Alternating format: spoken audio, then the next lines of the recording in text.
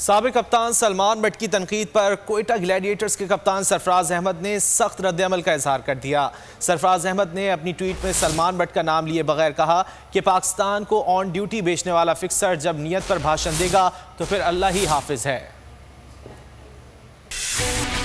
सरफराज अहमद तो पहले से ही थे खिलाड़ियों पर बहुत गर्म। सलमान बट की तनकीद पर भी हो गए शदीद बरहम। शो कर दिया कि किसी सूरत नहीं पड़ेंगे नरम। कोयटा के कायद ने दे दिए जवाबी भरम। सरफराज ने कारीवार करते हुए सलमान बट को याद दिला दिया। ट्वीट किया, ड्यूटी के दौरान पाकिस्तान को बेचने वाला फिक्सर जब नियत पर भाषण दे तो अल्लाह ही हाफिज है। सलमान बट ने तबसरा करते हुए कहा था कि सरफराज अहमद बात नहीं करते, वो चीखते हैं। सरफराज अहमद खिलाड़ियों से मशवरा नहीं करते, हुक्म चलाते हैं। साबिक कप्तान जावेद मियादाद ने बोल न्यूज़ से खुसूसी गुफ्तगू में खिलाड़ियों को मोहतात रहने का मशवरा दिया। साबिक कप्तान राशिद लतीफ ने सरफराज अहमद को हीरो और फख्र करार दिया।